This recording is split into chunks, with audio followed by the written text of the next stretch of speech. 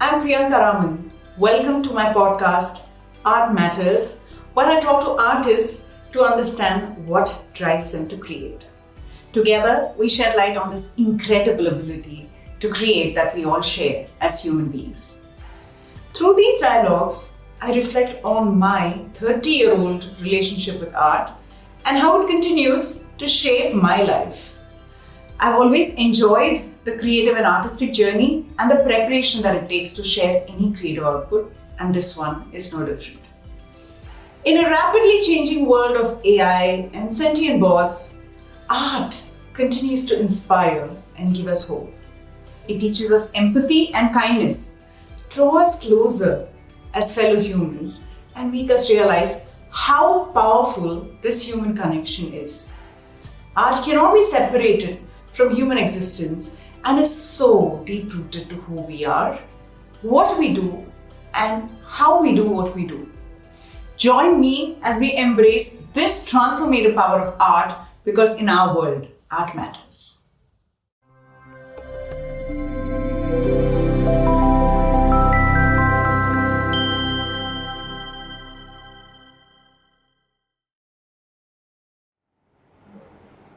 I'm here with a musician who needs no introduction, Anantha R. Krishnan, and we're here to talk about a lot of things related to art. The podcast is called Art Matters, and I hope that a lot of things that we talk today will matter. It's not just necessarily about art, but also the motivations, what goes into making Anantha's art what it is. So on that note, thank you, Anantha, for being here. I know that it's been a hectic week and it's going to be a hectic month ahead for you. So No problem. My pleasure to be here. We'll start with one obvious question. I think you've been asked this a million times.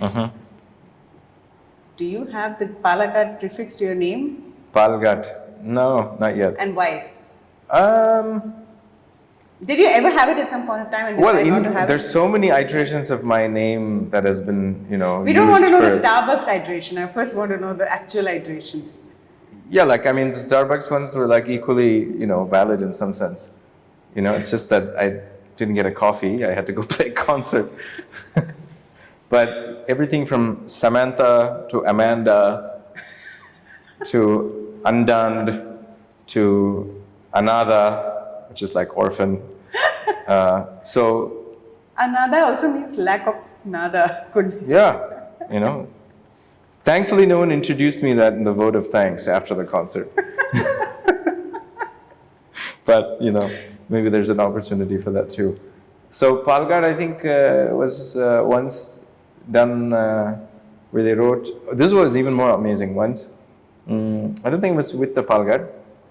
They wrote Master Anand USA. Okay. So if it had said Palgad Master Anand USA, now we're really on to something. So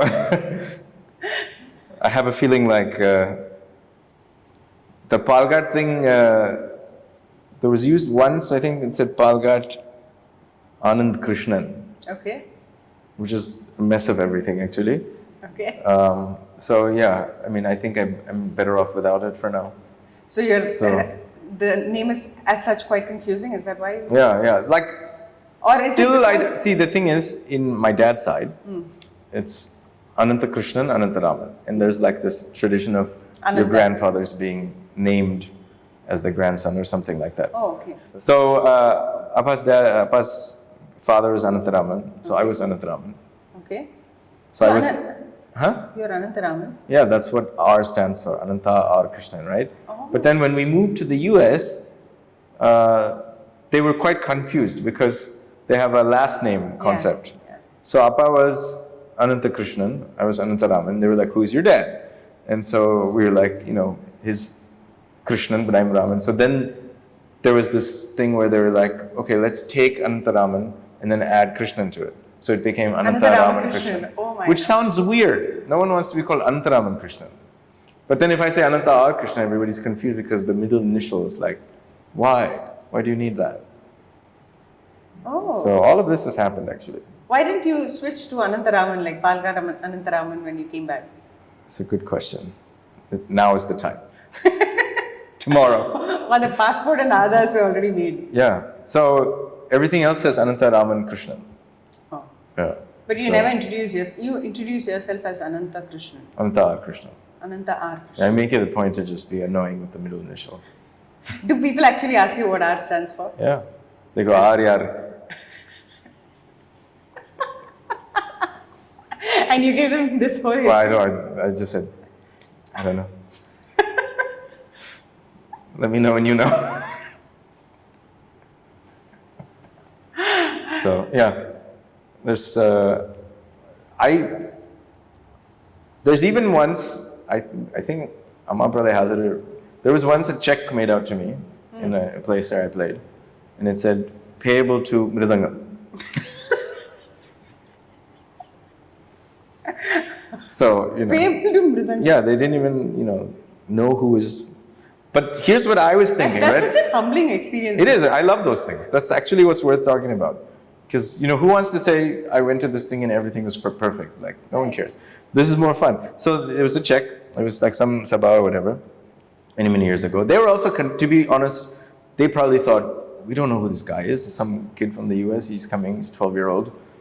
And they just wrote payable to Mridangam. But then here's what I'm thinking. At that point, you thought, the chances of someone having a bank account named after an instrument are more likely than if we even wrote like Jeff. Right? He's thinking, just write the instrument he played. They will take it at the bank, of course. So yeah. Did you cash the check? No, I kept it. I framed it. I've yet to frame it, but I have it somewhere. I will frame it. If I find it again, it's a good thing to keep. Take a photo. It's there. I know it's there. I know I've lost many things, but that is there somewhere. I have to look for it. Yeah. Interesting. Okay, the other thing is you talk about tune with like almost some kind of a spiritual fervor, like, tuning the instrument multiple times, and people talk about how you're constantly tuning, and the whole concert is about you finding that perfect pitch. Yeah. I read this article where you're talking to Lakshmi about the pitch from the speakers and the tanpura. Yeah, all this is happening. So for example, in this room, there's there's a resonant frequency in this room. Okay. Right? The AC is on. There's some kind of other, echo in this room, which is amplifying certain things that, for example, if I played a D sharp instrument in this room, which I've done, and I've done like other sessions and stuff. So this sound combined with the resonant frequency of the room will give me actually another tone. So then for me now it's a question of figuring out how do I get that instrument to overcome. Okay. So in a concert environment you have monitors, sometimes you have localized speakers where people have their tampuras and whatever. Then you have our own instruments coming out of the monitors, and then you have the overall sound of everybody performing. And I don't like playing with in-ear monitors because I feel like it's a very kind of sterile. It adds sterility to my environment, and I don't like it. So I don't ever do that if I don't have to. Sometimes I have to, and I've done it maybe once or twice.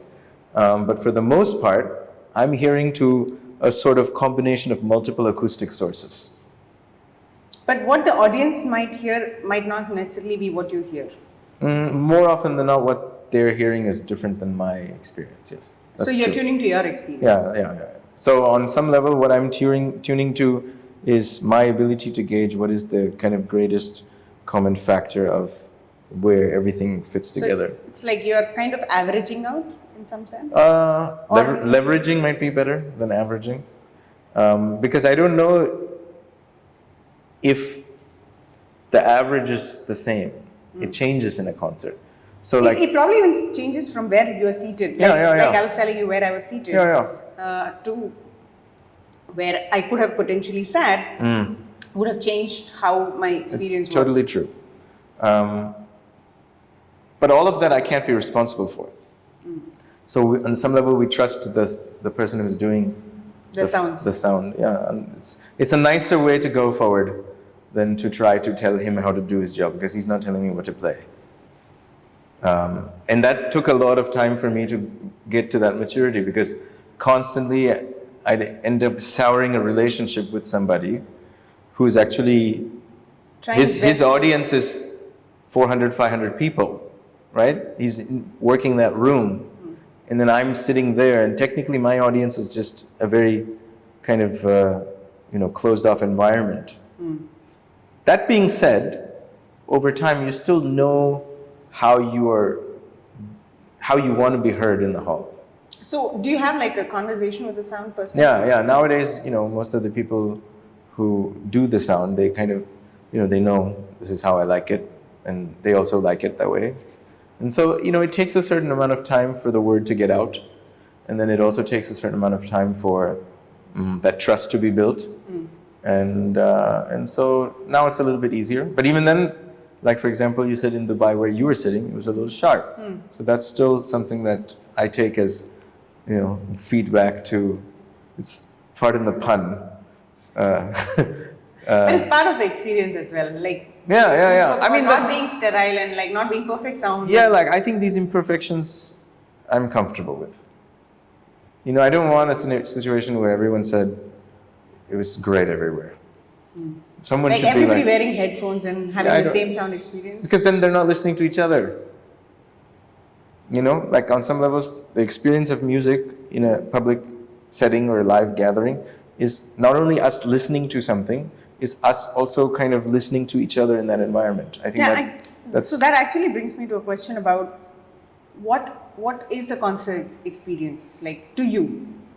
Well, I'll answer in different things. Okay. One concert experience can be if there's evidence that there's some sort of shared experience that, both the audience and us on stage or me on stage had a different form of energy that permeated amongst all of us. Like drawing from each other's energy? Yeah. Like sometimes you can feel it. And it pushes you to take certain risks. Like a bed hug kind of? I no, it can be in a large environment also. Oh, wow, okay. But then that energy is very intense and you can feel it, and it's great. And so then you feel a certain amount of giving from their end that you also kind of take certain leaps of faith, and that's fun. Then there's another type of environment where they're maybe not so there. They're like, there's a little trepidation. It's still not, firing on all cylinders. So the concert experience is about trying to figure out, where do we set that bar of something that's, a comfortable experience. The most avant-garde thing there is going to be really uncomfortable. As much as it's an improvised form and we don't know what we're going to actually do sometimes, there are some things that we know that we should get to as kind of, peaks as you scale a mountain or something. So it's a combination of both of those things. And then there's like some audiences where they're just cold.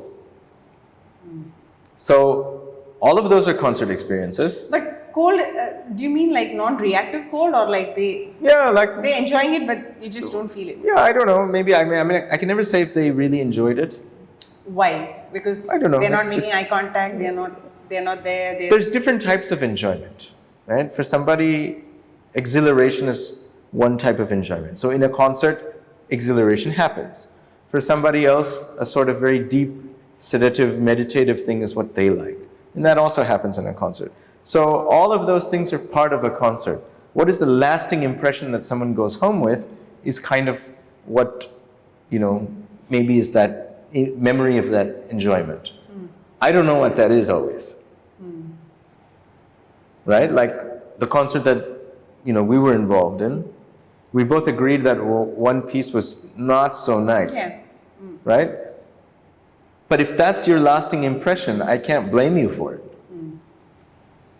There are other parts of the concert which were great. Yeah, they were. But if you're like, that really, but that's fine.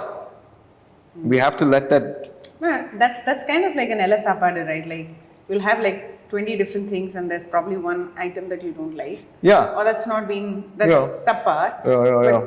Do you judge it by that dish or do you judge it by the experience? So the thing with that example is that on some level, unlike say sushi, where it's given to you, you just have to take it and put it in your mouth. Here you're in You're the control of- chef, kind of. You're deciding how much to take of what. So assuming all of those emotions, all of those things in a concert are those different ingredients, you decide how much you want to invest in one of those things. It's not my problem. Okay, interesting. I can say that from my end, all of those ingredients have a certain kind of, integrity and a quality assurance that I'm putting forth. Yeah. I'm not going to put something very cheap on that thing. Yeah. As much as I can try. So speaking about quality assurance, right? Yeah. So artists talk about how they get into the process, how do they get into the zone. Do you have like some kind of pre-concert ritual, post-concert ritual? Post-concert ritual. Okay, pre-concert ritual.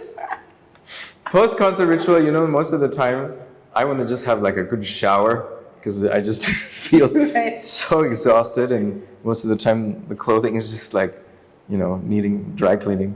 So, I'll save the rest of those details for some other time. Pre-concert ritual, I think I'm really comfortable when there's an association I have with the musicians who I play with or who have invited me or who I've invited that extends beyond the stage. So if that happens, the music is some sort of extension of The camaraderie. yeah, that you and the share. conversations and just the. So is that an important ingredient for you? I mean, I'm not saying that Do you also decide, like for instance, who you play with? I mean, are you at a No, put it do you this have way. the Put it this way. privilege of- Like all of us are different on different days. Yeah, of course.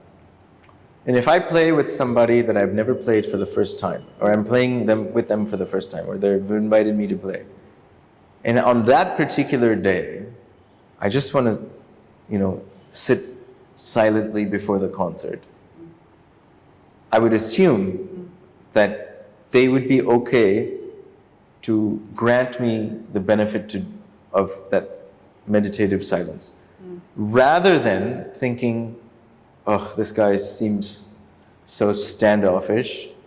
I don't know how this concert is going to be, right? So that empathy of understanding is something that we all require. Some days I want to be chatty. I might have had a really, zippy coffee before, and we're like, what do we, blah, blah, blah, blah, blah, blah, blah. And then if that musician is somebody I'm playing for the first time, they're thinking, can you shut up already? I just want to focus. I want to be silent. Yeah, so that's what I mean, is that if there are people who know you, they'll understand that today you're like this. Yeah. Tomorrow, if we have a concert, you may not be like that, and that's fine. But that requires a lot of association. And if you have that association, that sort of empathy is granted, and it doesn't sabotage a sort of more abstract conversation that music is. So that's why your pre-concert prep, I prefer it with people I know, so then I can be however I am that day. But you don't have like a set recipe or something like that. No, I'm not ritualistic. Or like, what is the other word? Process. Yeah, like there's no. Yeah, it's anything is. It's not like I'm not like Nadal who puts like the bottle here and that bottle there. It's like that kind of ritualistic. I'm not like that. It's more. There's nothing that's defined, in a sense. I can't think of it. Anything that you do at all to plan for the day for a concert, or like maybe slow down that day, or maybe hit the gym? I don't know, whichever. Well, days that I have a certain amount of ability to practice before the concert, obviously it's more fluid, especially as I get older. Excuse Like me. a warm up of sorts. Yeah, like I would say ideally if I can play, say about 90 minutes in a hotel and just, loosen all the muscles, maybe go take a shower, put on the thing and then go for the concert. That's great. But we don't get 90 minutes sometimes like that, so you make do with whatever you have. So if I was to say, if I can have a really nice practice before the concert, that would be the most ideal thing. You spoke about age. Yeah. How does it change the way you approach the subject I'm not going to say as we age. Yeah, you should actually. But, because with the passage of time. Well, it's on some level, it's music is also an athletic exercise. You need your body to feel a certain way. It's not easy to sit for 3 hours with a heavy thing on your foot. It's only going to get harder. And then your way of playing will also change. The physicality of it is also going to change. And then you find that way the mind is a beautiful thing. Or the brain, actually. Okay. It'll find different ways to do the same things. Like how? For example, if there's a phrase that I've always played with a certain kind of ease. 10 years ago, I've played it. And assume I'm still playing it. I'm not playing it the same way I played 10 years ago. Okay. The phrase is the same. It comes a bit more natural? I've found something in the phrase that has unlocked something about it. Wow. And therefore, now I'm accounting for the fact that 10 years later, I'm still able to play it and it's fresh. It doesn't feel tiring. There's something else in it that there's some angle to it, or there's some kind of, bend in the way that the mind has discovered what it is, that the physiology of it is become more easy, which is actually contrary to how you're aging. So you're keeping it interesting and new and fresh in some ways. Or it's keeping me. You're managing to find the freshness. No, I'll say that there is an interactive spirit that phrase has, that's now allowing me to operate with it in a certain way that I don't need the physicality of it anymore. Interesting. Yeah. Oh. Okay, I'm going to go out of music for a bit. Okay. To talk about the books. Books, okay. Let's talk about shipping creativity. Okay. Seth is great. Seth is great. Great. Okay.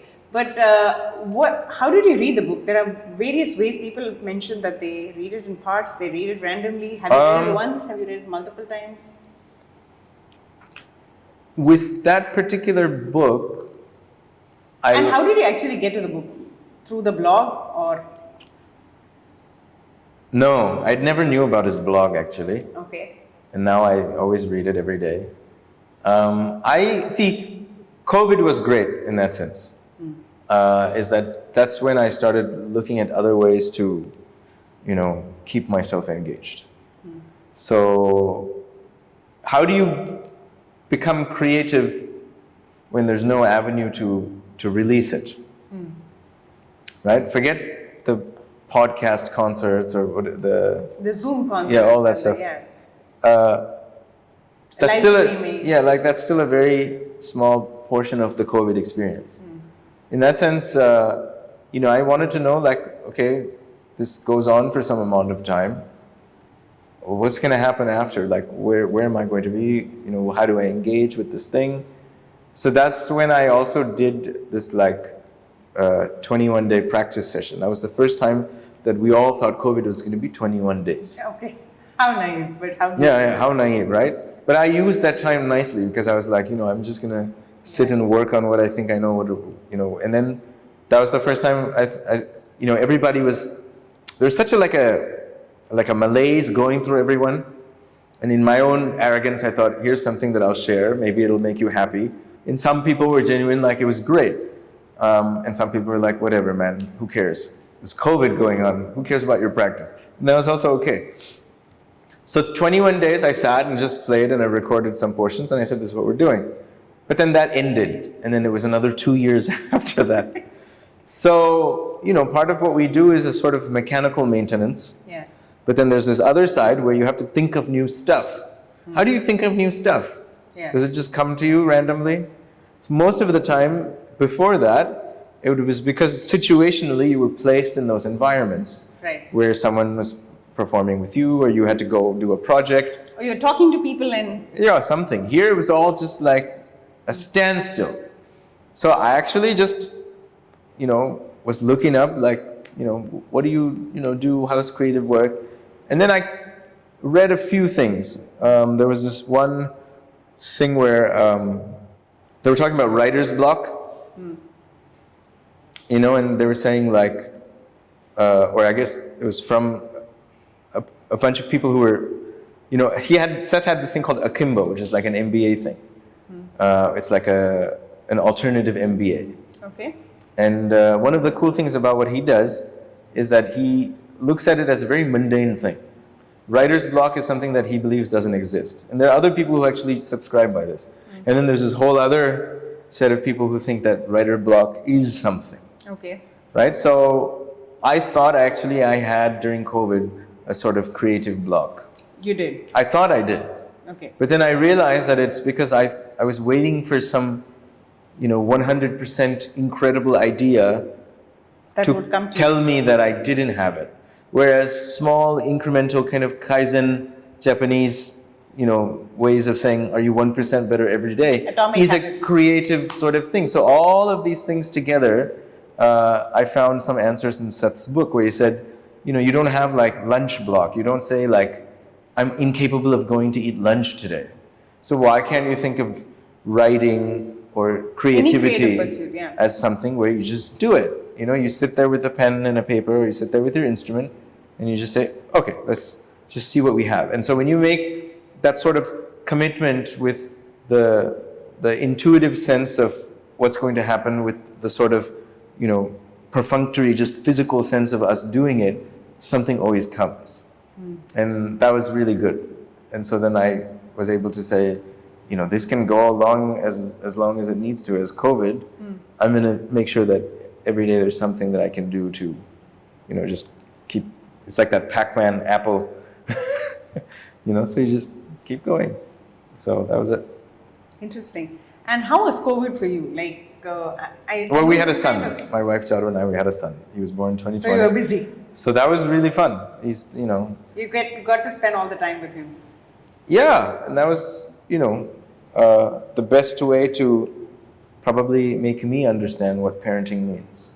Because otherwise, my lifestyle, especially as a father, the responsibility immediately after having a child would be nowhere in comparison to what a mother does. Yeah. Right? So under normal circumstances, I would have gone, played concerts, whatever, done tours. Here instead, every, You were meal. changing diapers and yeah, so it was really good. Yeah. So you, on some level, understand the realistic aspect of that. So that was good. It was fun. Interesting. But now he's like a bit attached, actually. Aww. Well, I guess I'm attached. And what about not being in a concert experience during COVID? Or not living out of suitcases as people who travel a lot. You do travel a fair bit. So how was it to not step out? I mean, actually, in that sense, that was fine. Really? Yeah. You kind of enjoyed it? Yeah, we did. I mean, we had a really good time. Just, allowing us to. I mean, Charu's also a musician. You obviously know all that. So she traveled quite a bit as well. Okay. Before we had Kedar. So it was a very good centering of that sense, like a family centering time. It was good because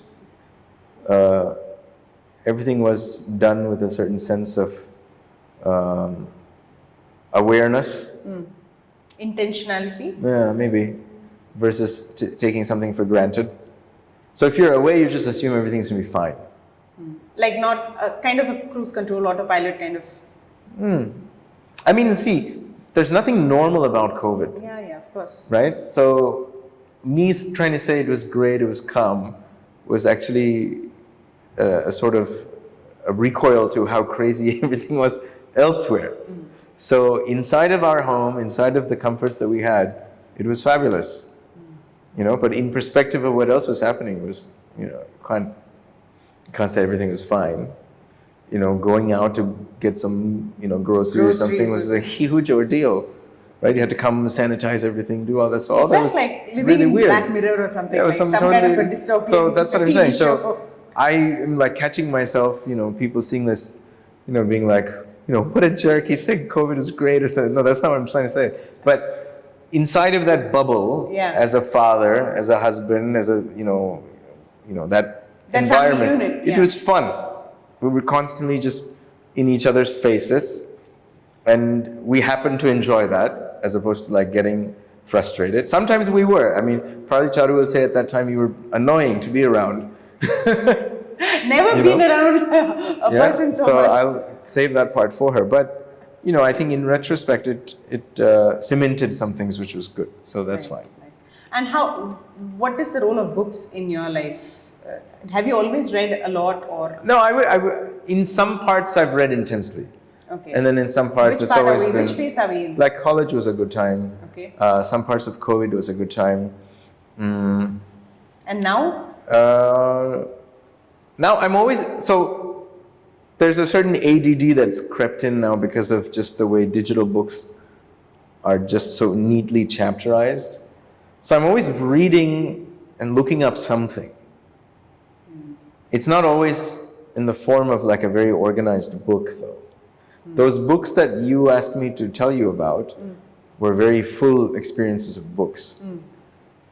But probably on that list were maybe 80 other things that... Where you started and then you... Yeah, like I'd take a portion from here, then I'd compare it to something else, go through the footnote, find something else, and so that's... So let me rephrase the question in that sense, that forget books. It could be a Substack newsletter, it could be a YouTube, it could be a podcast, it could be a blog that you sort of regularly consume. And that's outside of just the Carnatic music. Small niche. And how important is that, and where does that like grow? Is it all centered around maybe art, centered around creativity? No. Self-help, philosophy? No, it's whatever I find interesting. And what are the things There's that you so find? many things. Like Okay. perfume is something. Yeah, we'll come to that, yeah. I love tennis. Okay. So I'm reading about, very specific training regimens that somebody went through and then how they got over some sort of, knee surgery or something. Then geopolitics I kind of got into, which was really fun. Okay. And then I like understanding alternative theories of things. Okay, give me an example. Like, for example, one of the things that I thought was very, rather alarming was this thing called the dollar milkshake theory. Have you heard about this? So this was something that I thought was very crazy.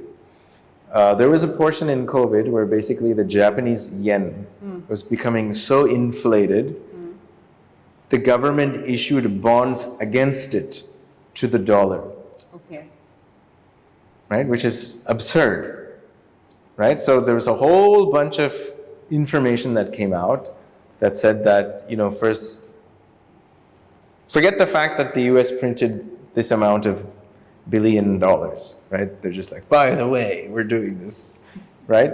And then you take that issued as debt all over the place, right? Now you have local countries saying, we're going to leverage and hedge the bet against our own currency to the dollar, right? So that was such a level of sudden amount of circulation of US dollars, right? So then I was thinking like, okay, what is actually going to happen when eventually you realize that this whole thing is a surplus that nobody wants, right? So there was all the stuff that I was reading about, which was saying that, Japan's going to go, and then China's going to do this, and then all the countries which have a very dollar-pegged thing. But none of that happened. So what was the alternative theory to that? Interesting. Right? So the actual theory was that there's this guy, I forgot his name, he talks about this dollar milkshake theory. Okay. And it corresponds to this scene from a movie with Daniel Day-Lewis which is called There Will Be Blood, where it's about oil barons. Okay. Right? So there's these two competing oil barons. And so I assume that there's one guy who's like the new kid in town, Okay. who has a certain kind of technology. And this old guy is like, So there's a pool of oil. I'm sorry, this is like totally away from the norm. No, it is. There's like a pool of oil that's a certain amount of feet under the earth. Okay. Right? So this guy says, I'm going to dig 20 feet. Okay. And I found, whatever. Yeah. And this old guy at first dug 10 feet. Okay. Right? And so then what is the game? Oil is a certain amount of finite thing, right? Yeah. Now assume that in the world market, there is a finite amount of dollars that actually is the place where all of this is going to end. So basically the milkshake theory that the old guy says is, look, I'm going to dig till basically, it's not that I went 10 feet more than you. I'm going to dig till basically it's done and just suck that whole thing from you. Like a milkshake. Right? So it's not that you went 20, I'm going to go 30. I'm going to go to 250. Oh, wow. And so basically what the US in that sense is doing is saying, yeah, we'll flood it. And then we'll just suck that all thing back because you're actually in debt. So that kind of stuff was very interesting because nobody really has the answer. I mean, the verdict is still not out on it because they're still issuing debt technically. So, do you sit and discuss this with people, or you're the only one who's heard it so patiently.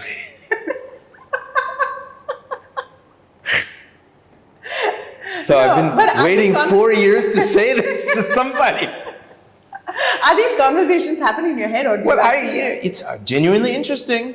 Yeah. Right? I know it is interesting, but I'm asking because of.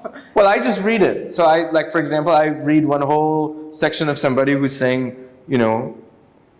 there's going to be mass inflation and the dollar is going to be totally devalued. And then there's another guy who's saying, well, that's one possibility, but actually devaluation exists only in how much you want to dig. Yeah. Right? So that's an alternative theory to this whole thing. So do you consciously go and look for these? Yeah, so I look at the opposites. Okay. And this kind of thing is everywhere now because, it's convenient truths that we're after. Right? It's a kind of narrative that we want to listen to, that we kind of. And then we'll change and say, yesterday I wanted to hear it, today I want to hear something else. And then that information, sure enough, will find you also, which is what's so funny. So those kind of things I found myself. So that's to answer. So I'll read like one book or some part of one book, and then I'll read the competitor's part also. Oh wow! And where did you pick up this habit? They'll reference it. It'll be in. One of the it'll come for sure. And so then you'll figure out, okay, what is the two ways that these people are talking about it. And then with geopolitics, this stuff is crazy because everybody has a perspective that's about my convenience, right? So there's superpowers, and then there's like these players and all of that. But then in so many situations, you find that there's such a dependence on now of the superpower to how like local things work, right? So like those kind of, so accessing that information is hard. It's the same way like in a concert environment, somebody sends up a chit to say, sing this song, right? As far as you're concerned, you've sent up that thing. You don't know if somebody else has also sent that thing up. But when they sing, you think that they're singing for you. Exactly. Right? You don't know if the organizer said that, and you're just kind of reaffirming the same thing. In the geopolitical scene, right? Yeah. Do you find yourself sort of rooting for something that is convenient for you? Yeah, I just want to be rich and anonymous. We all do. I find that happening to me. That's the most. There is a bias that kind of I have to sort of say no. You need to look. No. This whole like, I'm in no position. I'm so insignificant to know what is right or wrong, what is good or bad. You know what I mean? Like, we don't know that. Do you really know what Gaza is going through? No. You can say many things, and you can point the finger at so many. And you can look at the media narratives, and that's about it. We've already found out that those things are totally bought, right? So I'm not going to get in that zone of fooling myself, thinking I actually want to buy someone else's envy by saying my position is aligned like this. Don't you feel ashamed for not doing that? Like, that's not my business. I want to know if there's a way that I can figure out, like, who actually is, in a position to conclusively move in a way of closure. So, as far as geopolitics is concerned. Yeah, if you look at your political views as such, right? Yeah. I don't want to ask you who you support and whatever, but in terms of what? Like the are you international political at all, or no, local Indian, or does it matter to you, or do you feel like it doesn't matter at some level? It doesn't matter on some level because it's my business.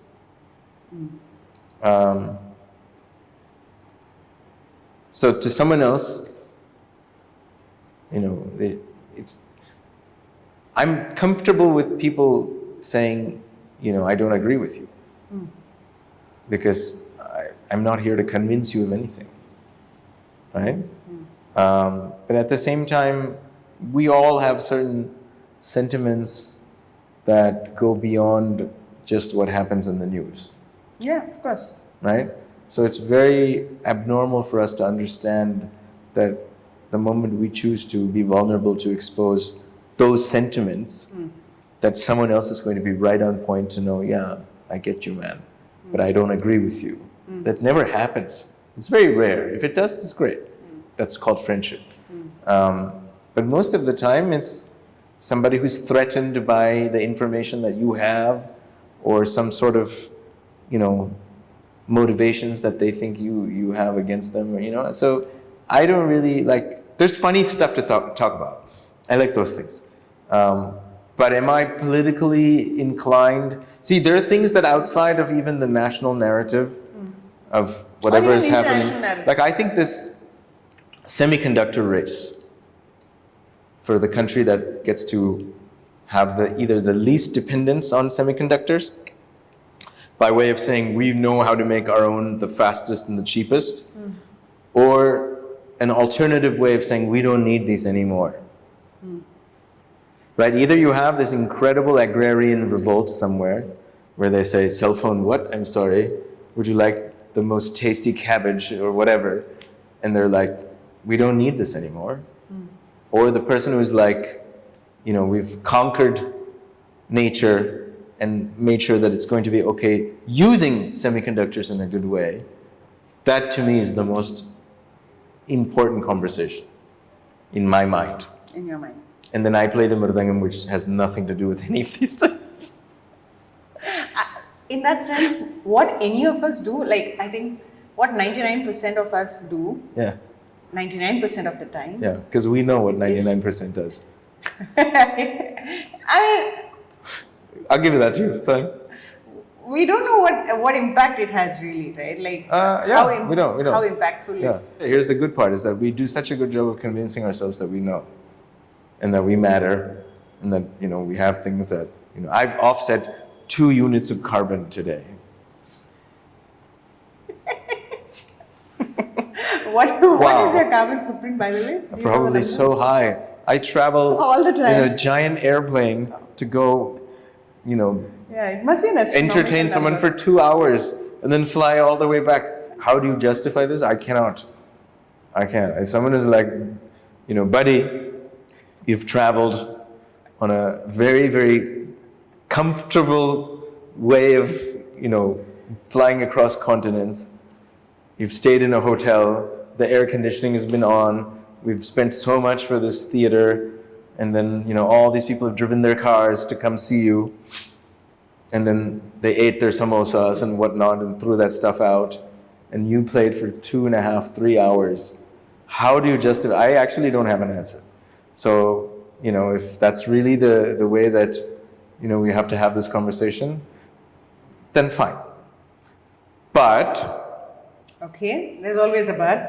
Here's the alternative theory. If they're saying, even though we've done this, those 2.5 hours seem to be worth it, because collectively 500 people or 700 people for 2 hours got an incredible amount of respite from whatever it is that otherwise their life was concerned with. Yeah. And that happiness has now allowed them to go on and do other things in their lives.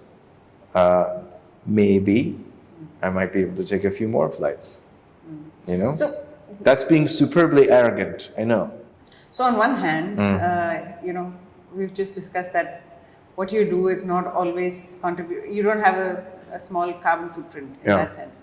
But I mean, I don't have such a big one. There are other people doing this on, like, you know, a larger Cirque du scale. Soleil exists. I don't know. They're traveling. Ambani's in Portofino right now. Whatever.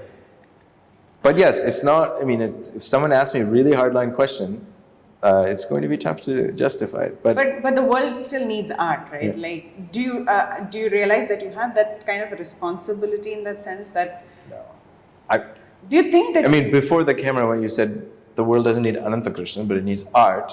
Yeah, and so I'm kind of absolved in that sense that I don't Yeah. necessarily think I have such a big responsibility. It's still a very niche thing what I do, right? But if everybody thought that way and sort of detached, I mean, if we stop producing art, what would happen? Well, I don't think we're going to stop producing it. Okay. We might find alternative ways to do it. You know, I don't know. Maybe, you know, there's this fantastic concept of a Sthala Purana, where you do art in the place that you live. And not to go those out. who, And people come to yeah, you. maybe But then that's we not resort to that any kind of which thing. ways, then 200 people will be flying to you instead of you flying to 200 people. Well, maybe it's, you know, they're walking now. You know, I don't know. And then you're doing like 5 concerts a year. Yeah, whatever. I don't know. I'm being very, like, idealistic about it. But for the moment, like I said, it seems like this sort of carbon footprint is not really so bad as far as, you know, whatever else is happening. Okay. You know, it's for the simple reason that somebody came up with a vegan mridangam. Vegan? Mridangam. What is a vegan mridangam? It's like a mridangam that's made of synthetic Okay. heads Yeah. and stuff, Instead right? of like animals. Right?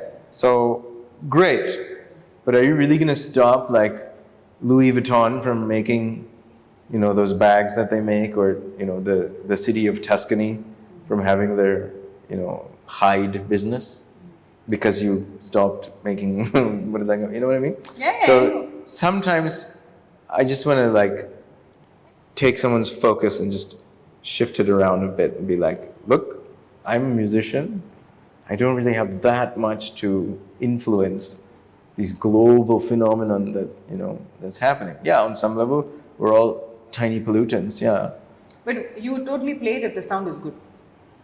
The vegan one? Yeah. I played it. I've played it. The sound is not as good. So just to draw a parallel to it, because I don't know anything about mridangam skins, but vegan saris are a big thing. Vegan textiles. And Right, vegan. right. But the flip side to it is the effect on the environment to produce that garment. Exactly. And how it disintegrates, and probably it never does, or it takes like 2,000 years to disintegrate and go back. Yeah.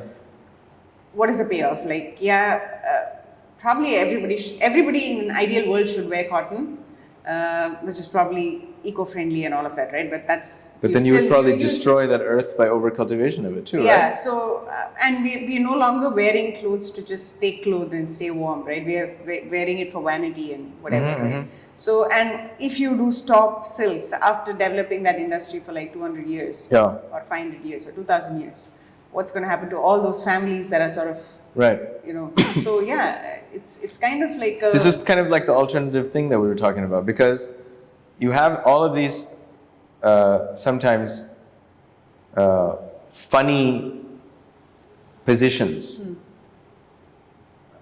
where they'll say, you know, copper mining is, you know, so rampant and, you know, it should stop mining and all that. But to make EV cars, what do you need? A lot of copper, right? So you have to shift the focus to know, okay, there is something that, you know, you have to leverage on both sides. So it's hard to know if the art that I do is that necessary. but it's unanimous to understand that art in general allows people to have small capsules to dream while they're awake, for momentary, you're transported. And that respite in the middle of your day or in the evening or wherever you choose to have it allows us to be the better versions of ourselves. Yeah, absolutely. And so I'm happy to be on that side of it. Speaking about fragrances, right? So how did you get into this? Oh, how did I get into it? Tell us the entire journey. Like, where did really it start? The entire journey? Yeah. See, I have always had a very probably acute sense of smell. Okay. This is what I think I remember because even when I was very, very young, I remember memories through the smell. I do that too. Like certain smells rekindle certain memories or certain days. Or For sure. Yeah. And I also remember the fact that music, in many instances in my life, allows me to remember certain moments very lucidly. I remember how when I was like 4 or 5, there was an LP that I heard of, like a mridangam solo that my grandfather played. And I remember what it did to me as a feeling. And in the same way, I remember... And how old were you then? I was like 4. Wow. And, my parents would say... so as a 5-year-old or a 6-year-old, I knew how to operate like a record player. Which is what I thought was the nice thing about it. Is that you have this vinyl thing, which is kind of fragile. And I was like, this tall. And I knew how to lift that lid, take this out of the sleeve. There's a little plastic thing. And you have to be very Put it careful. on, take that needle, knew exactly where inside of that thing was that, tani autram or whatever. And I drop it and it would start. Right? So I was like 4 or 5 or something. And then when people used to come home, I'd play it for them all the time, being like, check this out. And they're like, well, we didn't come for that. But So all of those memories are very lucid, right? So same ways, there are some smells that immediately remind me of certain things. So probably it is that synchronicity between memory locations through different senses that got me into thinking about perfume a little bit more intensely. And then there were so many instances in terms of how I would start reading about things that, for lack of a better word, there's notes that make up perfume. There's, olfactory tones. And then a combination and a proportion of these things allow you to create a certain emotion. Well, what are we doing in music? We're also doing that, but with sound, right? So all of these kind of places of intersection started happening. And I genuinely started making my own small little things. And was there a trigger somewhere, or was it like... Yeah, COVID. When I knew that I could get stuff in the mail. Did you read it out? I ordered the hell out of the world. I had so many packages coming in. Online shopping. Yeah, it was, it was probably quite irresponsible because there's no income coming actually. But that's, a good time to develop this sort of thing. It was actually before COVID.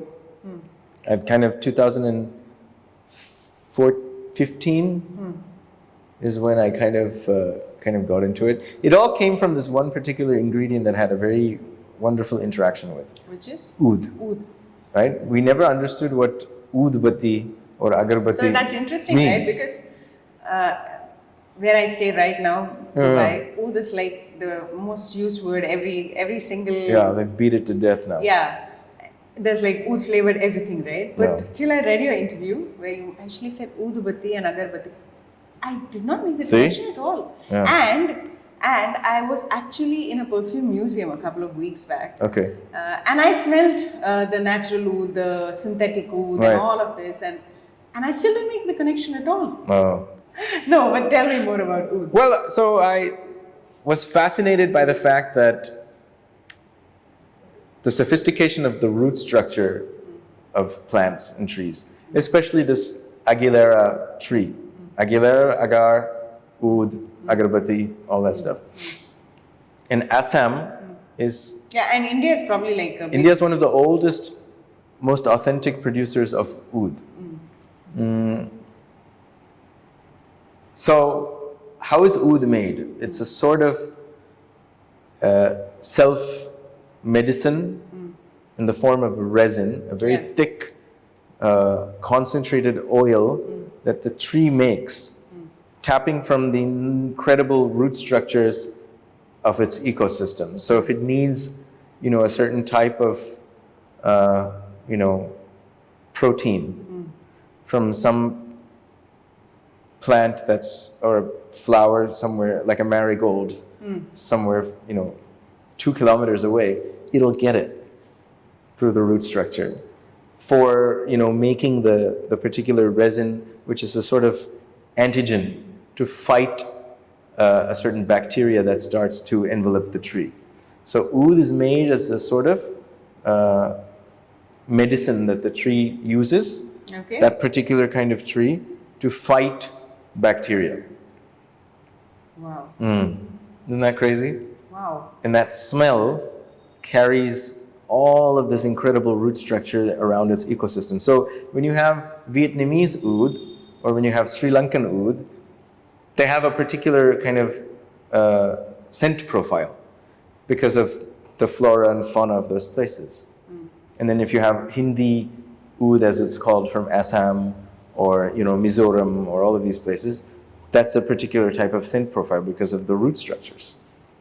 And it's so now, because oud has become such a commercial thing, what you have is these plantations where they make Aguilera trees and they just inject the bacteria into the tree, and then it makes its own thing. But that's a synthetic oud, right? Whereas if you go to Trat, if you go to some of these Borneo, where a lot of these, so it's Southeast Asia where primarily, I guess it's that temperature where bacteria kind of festers, and then the tree has to make its, there's no Norwegian oud, right? When you have a tree that's 8 months of the year in winter, there's no bacteria because it's frozen. So all of these kind of tropical rainforests and places where they have these kind of trees or concentration of these trees, you get this incredible smell from them. And so what they do is they take the tree, they cut the portion of it where the wood has been soaked with the oil, and then they burn it, and then those fumes will give you the smell. Or what they do is they make it into a dust, they put it through a hydro or steam distillation, and then it'll come out as a sort of oil.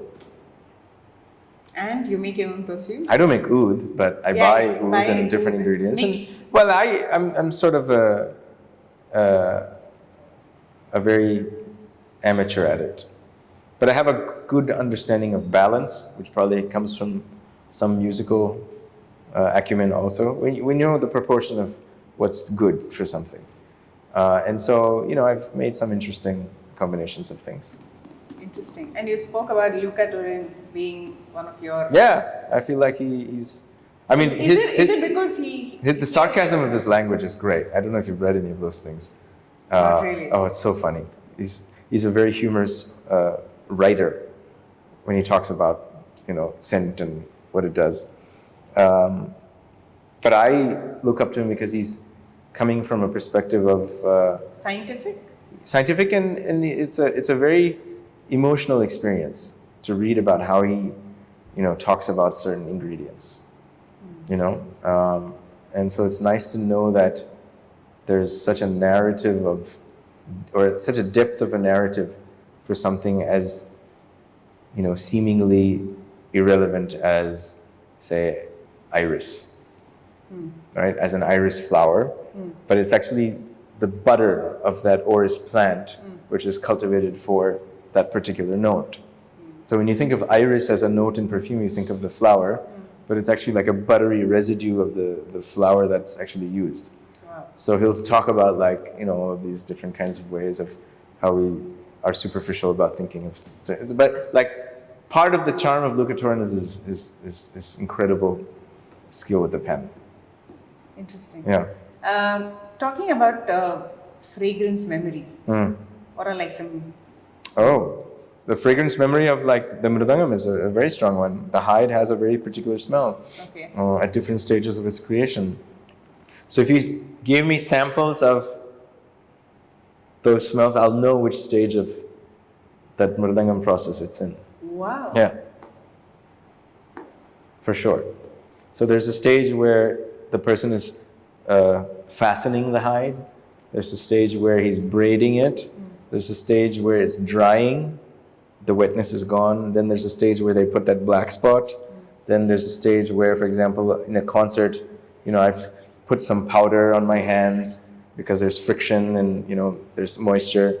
And then that has a combination of the smell with what I've played. So there's a little bit of that powder smell in it, Johnson's baby powder. So all of those things are scent memories, for sure. And then people, you remember how someone smelled. And so all of those things, that happens for any normal person, not like you need to be of course, but I mean, more so if you have like... You become more appreciative of it after going a bit more into the subject. That you remember certain things. Interesting. Yeah. So does your do you wear perfumes to your concerts? I'm sure you do. Yeah. And does a particular scent like sort of put you in a certain...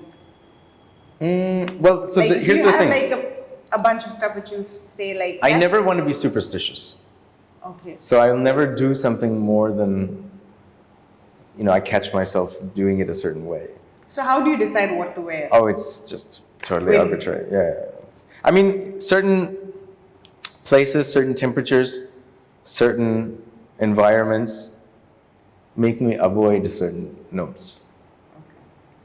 Like oud, amber, they're all very heavy notes. So if I'm going to play in a place that's like hot and muggy, I don't want that kind of heaviness to permeate. So I'd probably avoid those things. But it's just on my mood. Whatever I feel like at that moment, I do. There's just, now I have more than I need. It's too much, actually. How many? How many is too many? I don't want to say these things in public. We'll edit it out. I have more than I know I can use in this lifetime. Oh my God. If I chose to do like a full application of a perfume every day, I still know I have more than I can use up. But it's an actual hobby. Yeah, it is a hobby. So I can't stop myself from going into it full on. It has to be this way. And right? it tickles your brain at some level. Yeah, for sure. So it's not really serving the purpose of just being a fragrance that you use, but it's no. Because now it's like every time. So I'm never casually putting scent on me for the reason that I don't want to smell bad. That's not at all. That's gone many years ago. Now every time it's like, okay, so they've done this with that craft. What is my experience of that going to be? Right? So that's where it's now. So I'm looking at certain things and saying, okay, so they've taken certain ingredients and they've done this with it, and they've written that, we've worked at it where longevity is a certain way, the sillage is a certain way, and then there's the change over a certain amount of hours that this note will come in. So I'm looking for those things. So over the course of a day, it's an experience. Interesting. Okay. I'm going to go back to music for a bit. Oh. I think you said I do music because I love it. And no one has to sort of acknowledge it. I mean, as long as you sort of enjoy it. And you do think that people who come to listen to you, I mean, it's a privilege that you have an audience and they're sitting there. And we spoke about the audience having the power to say, hey, this was not so good. Like, yeah. They do that sometimes, but not enough. But would you be comfortable if they actually did that? Yeah, that would actually make me really comfortable. Really? Yeah. Have they done it ever? Sometimes. Yeah. But not enough. I know that I'm not always amazing every time. And they're very kind to put up with it. more often than not, people are like, "You're really good today," and I'm thinking, could be better. And if enough people were like, "Better next time, please," because we'll come back. So it's more. That's hugely is it humbling. like retrospective that you enjoy that feedback, or when it's happening? What do you mean? Like, I don't think it's fair for them to stop the concert and say, Yeah. "Do that again. You didn't get it right." I don't want that. Yeah. But retrospective feedback. yeah, like it's. I don't have the expectation that they need to tell me out of a courtesy that it was good. So niceness is not something that you enjoy. It's awesome that they do it, but I don't need it. I would actually love people with a certain amount of investment. Like, I don't want someone, just because now that they know I've said this, they come, the next concert being like, whatever. I mean, I can see through that, right? I know enough about that. But there are enough people who I also know have an incredible sense of music, who also are very kind. They don't always have to be, right? But at the same time, I have no patience for the token critic, right? Because your job is to say something, so you're doing that. The spontaneity of how you felt about it, I think is moot now, because you're being paid to say, this is what I felt. You know what I mean? So the spontaneous critic with a certain amount of investment in what I do is what I love. Right? I mean, you did that once for a second. You were like, I thought it was kind of sharp. So that's really good input, right? Because on some level, I know that you're going to come back another time. So your ears are worth for me to take that as a responsible reaction, right? So that's what I'd love from as many people as they have the patience to, take a moment to say it. Anonymous is also good. But more often than not, it's a lot of people going, fire, fire, fire on Instagram. And I'm like, okay, let's talk about people that have influenced your music. And not necessarily just from the Carnatic fraternity. Yeah. Who, if you had to pick three? Three, who are not my teachers. I mean, there's no greater influence than... Of course, I think that's a given, right? My tata, especially Ustad Zakir Hussain. Your dad. And then people in my family. And outside of them, you want me to... Yeah. Three? They need not even be musicians. They could be like... I feel like somebody like Roger Federer is a huge influence on my life.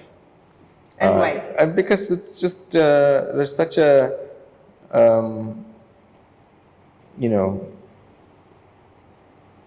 high caliber of expectation that he set and did everything he possibly could to exceed it. And when he failed, right? And that failure was also equally, heartbreaking, right? So there's something very real about that. And I guess the sort of camaraderie and the rivalries with, his other two, Djokovic and Nadal, of course.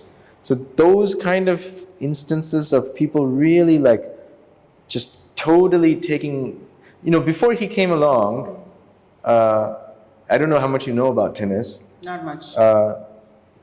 The consistency of excellence that he achieved, the quality of just the beauty of the way the game suddenly became played, it wasn't done. So, and then after him was the other two, Nadal and Djokovic, right? So those three, in some sense, have taken this thing otherwise. Like, you go back and look at YouTube videos of the way tennis is played, and then look at it from, say, 2002 or 3. It's totally different. It's totally different. The court coverage, the angles, the speed, the power, the finesse, and just the consistency. The guy made it to 23 Grand Slam semifinals in a row. So there's 4 a year. So 4 divided by 23 is almost 5.5 years of saying, I'm going to make it to the top. And of the 23, he won some 13 or almost, more than 60% of them. That's unheard of. You don't get injured for 5.5 years, and then you want it so badly that you're just continuously putting yourself through this work. It's not that I just show up and win. I'm training. So that stuff is just outrageous. And then you take somebody like Nadal, who's won 14 French Open titles, right? So what is the stat that he recently retired? They said in 20 years, he lost 4 times. Wow. Right? So okay, so that's a certain type of excellence. Yeah. In my little tadpole of a puddle that I have, what is it that I can kind of take from these kind of people? It's equally notable that I should say Serena Williams has also done this, even more so. Correct. She was, I think, 4 months pregnant when she won the Australian Open. So, on some level, these are all things that are hugely inspiring. Okay. And then you want other musicians. I mean, there's other personality, no? Another personality. Who's sort of influenced the way you think? Marcus Aurelius is good. One of the books. Yeah, we were going to get to that. Yeah. Like meditations, the idea of stoicism, right? So on some level, you're talking about this. How did you get to the book, though? Is it a chain of events or is it? I don't know. How do you pick up these books, first of all? I don't know that answer. It's a good question. I don't know. It's just randomly. I mean, I could have written other books too, but I happened to write these. I don't know why. But the thing that I like about it, and it goes back to a story that my grandfather always used to say about his teacher, which I used to really love. And he'd kind of swell up in the eyes when he would say it also.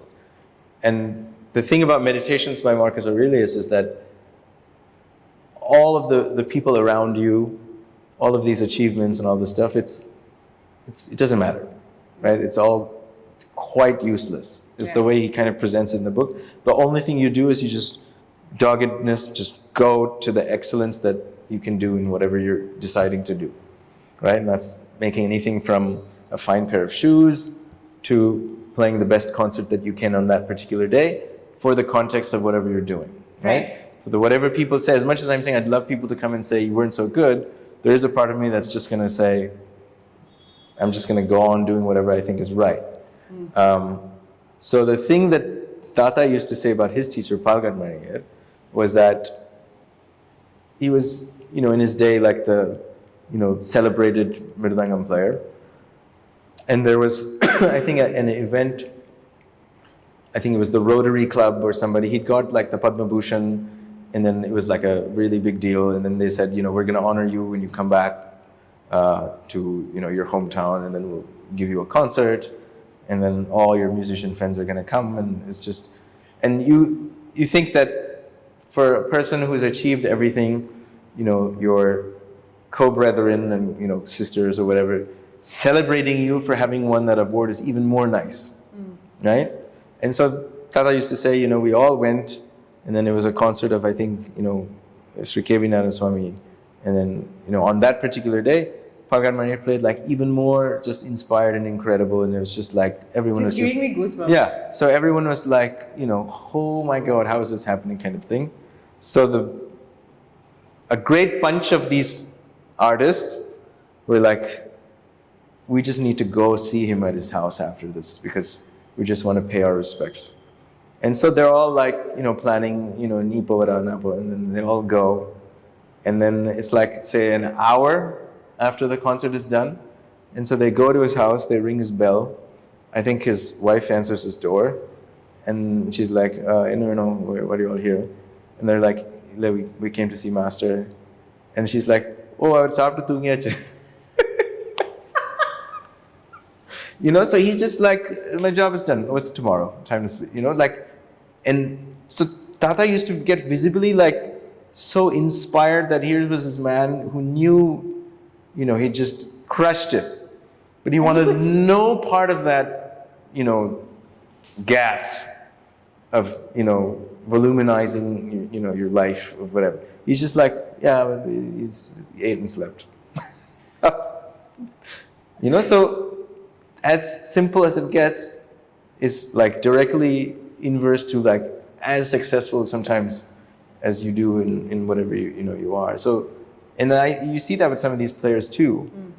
And they're just normal people. They're good, whatever at home and whatever, and they're just going on doing this excellence. So it's like really nice. I mean, I'm not sure I'm qualifying any of these standards, but you asked me, so I told you these are all examples where it's very, very just hard-nosed reality checks that allow them to just keep their head tucked and just remain stoic.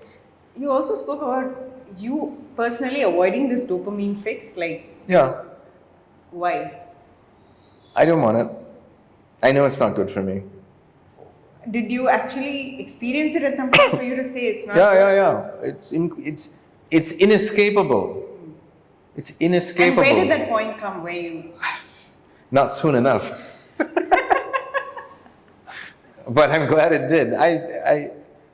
I cannot. So the fine line between being arrogant about someone saying thank you for what you're doing versus me taking that as the high of always just being in that orbit of that echo chamber of just amazing is a fine line actually, because you don't want to come off as brushing people off when they're actually saying thank you for doing what you did, and you were so there's a difference in that which is actually very, very strong also. You need to kind of just be aware of it. But the question is, when did I don't know. Now that I know I don't really like it, I do all I can to stay away from it as much as possible. And that's good for me, for now. So it might change, I might need it one day. I go, is it like you don't like it, or you I just feel don't care like for it it. doesn't do good things to you? You can still like it, you know what I mean? Like it's like the truth of it is, I don't think there's anybody who really dislikes it. Yeah. It's right? like addiction, right? It's impossible to say that in a concert, I'm not getting the hit. Because I play something, somebody says, wow, someone claps. Bish. All of that is, a heavy amount of dopamine, right then and there, right? That's impossible to escape. And as a job, as a performer and entertainer, that's what I have to do. I have to excel at doing that. I have to be so good at it. I have to basically take whatever moments. And so good at switching it off when you want to. Well, that's a work in progress. Because it's so easy now with this thing that you can constantly, be around that moment of documented high. So if I were to actually look into your phone, what are the apps that I would see? I don't know. You can look at it. I don't know where it is. But it's not, no one cares. Who cares? No, but like no social media apps? Maybe. There are not as many as you think there should be, put it that way. Okay. In some level, Google is social media. Yeah. Right? So it's inescapable. That thing is constantly listening to everything you say. Yeah, of course. So even if you're just working on email, you're going to get some ad for, whatever it is that you spoke about, a cheese sandwich or something. Like whatever we're talking about, if perfumes, I'm going to probably be selling so ads tomorrow. It's there. But, you don't need it. How do you view this whole social media revolution? It's good. It's part of sadhagam. You play your instrument, you have to spend a certain amount of time to have a certain engagement, to do the promos. It's now, I was saying this to someone else the other day, that many years ago, maybe the definition of a musician was like, in Kill Bill, this Hattori Hanzo sword, you know what I'm talking about? Yeah. Which is just this like one specimen, which is just so perfect, and for 1,000 years it's going to cut a slice of paper, But now maybe the skill is, we're all like Swiss Army knives. We need to do where there's multiple things. You need to look good in that tool. Talking about stuff. Yeah, whatever. So that change is happening. We have to kind of be hip enough to accommodate ourselves for it. If you want, there are probably people who are saying, I don't want it. Power to them. But, you know, that you can see that change is happening. But at the same time, if there is somebody who's still that thing, That's what? It's still going to be amazing. You know, that's what I think. That you're going to just be so astounded by the singularity of that brilliance that it's going to offset the fact that these other things that you think they need aren't there. Right? So, yeah. What is the question going to be? The question was for you to sort of bring something that means something very special to you and why. Yeah. So, okay. So what you asked me to bring and what I brought is a set of very specialized attars from a company in Oman, which was started by their Sultan. Sultan Qaboos was the Sultan of Oman for many years. Okay. And he was one of the people who, kind of how you have royal musicians, he employed royal perfumers. Wow. And Oman is known for their frankincense, which is called hojari. Okay. And so there's a place in Salalah, a part of Oman, where they have these frankincense trees that are centurion trees, which are, you know, hundreds and hundreds of years old. So there are accounts of those trees being referenced in many, many, many ancient, you know, the hojari trees of Salala are like, you know, you talk about, say, in Gita Govindam, you know, they talk about, you know, kasturi, you know, which is a sort of musk. Yeah. It's like that. And so Amouage is a company that was founded with the royal seal of Sultan Qaboos. And so this company is now like a commercial perfume company, but they started as a very specialized... It says the gift of kings. Yeah, I'm no king. But this was something that to me also represents kind of like the pinnacle of perfumery. So there are a set of attars, which are 8 of them, and each one is named after a region in Oman that a particular ingredient has been sort of harvested and done as a tribute.